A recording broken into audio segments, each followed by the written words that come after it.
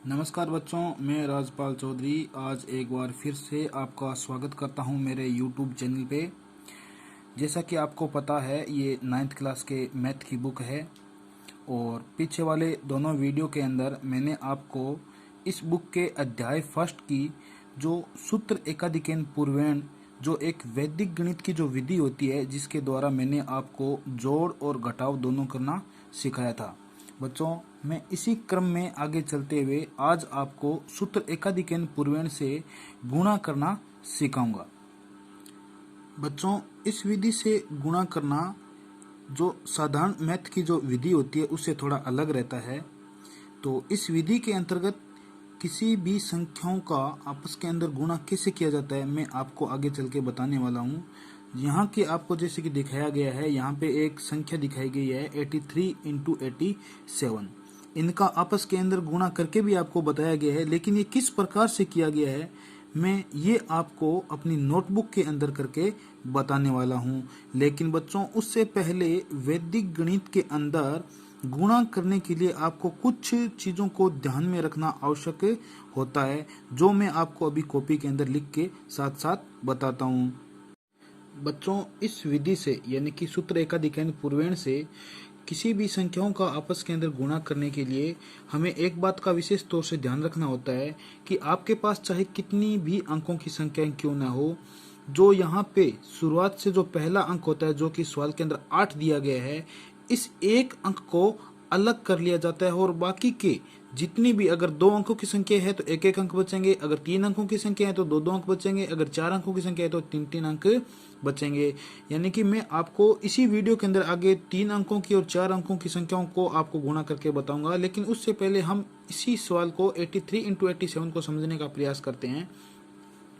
सबसे पहले बच्चों, मैं आपको एक बात बता देना चाहता हूँ कि इस विधि के अंदर सूत्र एकाधिकरण पूर्वेण के अंदर आपको जो ये अंक होते हैं जो इस सवाल के अंदर 8 दिए गए हैं, ये अंक दोनों सेम होने जरूरी होते हैं सूत्र एकाधिकरण पूर्वेण के अंदर। तो बच्चों, इस सवाल को कैसे किया जाता है कि यहाँ पे इकाई और दहाई के पदों दोनों को अलग अलग कर लिया गया। जैसा कि मैंने आपको बताया था, लास्ट वाले जो एक एक अंक होते हैं उनको अलग कर लिया जाता है, बाकी के सारे अंकों को एक साथ रख लिया जाता है। तो यहाँ पे हम इस सवाल को कैसे करेंगे, एक तिरछी लाइन खींचेंगे और लाइन के जो एक एक अंक छोड़ने के बाद जितनी भी संख्या होती है उनको आपस के अंदर इस साइड गुणा कर लेंगे, जैसे कि 3 इंटू 7 कर लेंगे।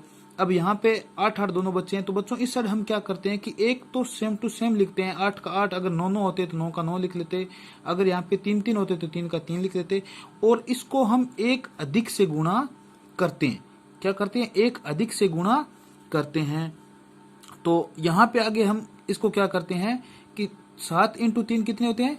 21, ठीक है, और 8 इंटू 9 कितने होते हैं? 72। यानी कि अब 72 लाइन के इस साइड है और 21 लाइन के इस साइड है। अब यहाँ से हम डायरेक्ट लाइन हटा देते हैं और हमारा इसका उत्तर क्या आता है? 72, 21 उत्तर आता है।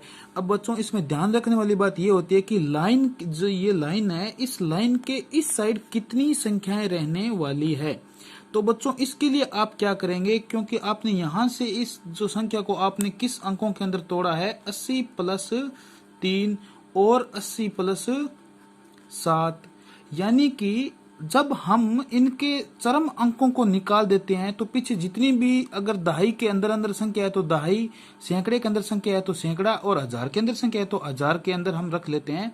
तो यहाँ से जैसे मैंने इकाई को हटाया, यहाँ पे बचा 80, यानी कि 80 के अंदर जीरो कितने हैं? 1। यानी कि उस संख्या के अंदर जितने जीरो बचते हैं उस जीरो के दुगनी संख्या, यानी कि 1 जीरो है तो इस लाइन के इस साइड 2 संख्या रखेंगे, अगर 2 जीरो है तो इस साइड हम 4 संख्याएं रखेंगे। तो यहाँ पर हमारे पास मात्र 1 जीरो था 80 के अंदर, तो हमने लाइन के इस साइड 2 संख्याएं रखनी अनिवार्य होती है। अगर 2 से ज्यादा संख्या होती है तो हम उसको यहाँ से इस साइड ले जाते हैं, जोड़ देते हैं, और अगर 2 से कम संख्या होती है तो हम क्या करते हैं, यहाँ पे अपनी तरफ से 1 जीरो लगा लेते हैं। यहाँ पे हमारे पास 2 संख्या ही आई थी और हमें 2 संख्या ही चाहिए थी, इसलिए हमने डायरेक्ट लाइन को हटा के उत्तर कर दिया 72, 21। चलो मैं आगे इसी किताब का एक दूसरा सवाल जो आपको यहाँ पे दिया गया है, 586 इंटू 514। अब ये 3 अंकों की संख्या है, ये सवाल कैसे होता है मैं आपको बताने का प्रयास करता हूँ। बच्चों, इस सवाल को मैंने कॉपी के अंदर लिख लिया है और सेम टू सेम ऊपर वाले सवाल की तरह ही हम इसको करने का प्रयास करते हैं। जैसे कि मैंने आपको पीछे वाले सवाल के अंदर बताया था कि एक जो चरम इनका जो अंक होता है, लास्ट वाला अंक होता है, इनको छोड़ के जितनी भी संख्या बचती है उनको हम इस लाइन के दोनों साइड काट लेते हैं। तो एक संख्या यानी कि 5 को निकालने के बाद हमारे पास संख्या कौन सी बच गई, यहाँ पे 86 × 14।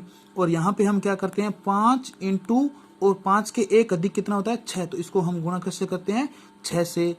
अब 5 × 6 कितने होते हैं, 30। तो हमने यहाँ पे तो 30 लिख लिया। और 86 × 14 कितने होते हैं, 1204। अब देखो यहाँ पे इस सवाल के अंदर यहाँ पे दो संख्या रही थी, तब हमने बीच में से लाइन हटा के सीधे इसको 72 और 21 को जोड़कर 72 21 बना दिया था। अब हमारे पास लाइन के इस पार संख्याएं 4 है, तो क्या हम डायरेक्ट लाइन हटा सकते हैं? ये किस चीज पे डिपेंड करता है? ये चीज डिपेंड करता है इन संख्याओं पे। मैंने आपको पहले ही बताया था कि 83 को हमने 80 और 3 के अंदर तोड़ा था, तो हम 586 को हम किसके अंदर तोड़ेंगे, 500 + 86। अब 500 के अंदर जीरो कितने हैं, 2। तो इस लाइन की तरफ संख्या कितनी रखनी पड़ेगी हमें, 4। और हमारे पास अभी फिलहाल 4 ही संख्याएं हैं, तो हम डायरेक्ट बीच में से लाइन हटा देंगे और उत्तर क्या आएगा, 301,204। ये इसका उत्तर निकल के आता है। अभी मैं आपको एक 4 अंकों की संख्या करके और बताता हूं, जो कि आपको किताब के अंदर ये सवाल दिया गया है। यहाँ पे बच्चों, जैसा कि मैंने आपको किताब के अंदर सवाल बताया था, वो सवाल मैंने अपनी कॉपी के अंदर उतार लिया है।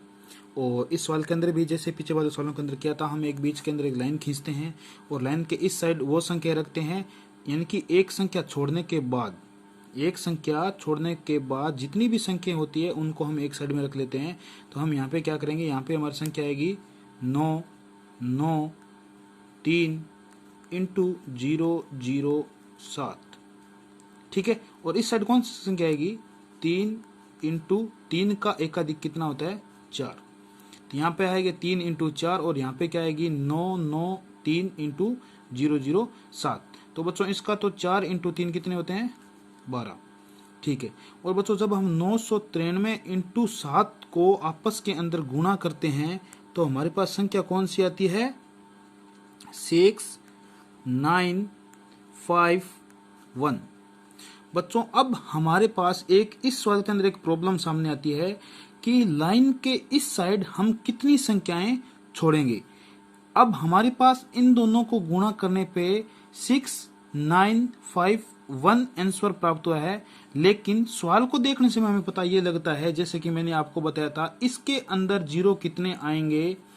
जैसे कि आपके पास सवाल है 3993, अगर हम इसमें से ये तीनों संख्या हटाएं तो हमारे पास सवाल संख्या कितनी प्राप्त होती है, 3000 + 993, यानी कि इसके अंदर जीरो कितने हैं, 3। तो हमारे पास सवाल के नियम के मुताबिक यहाँ पे कितनी संख्या आनी चाहिए, 6।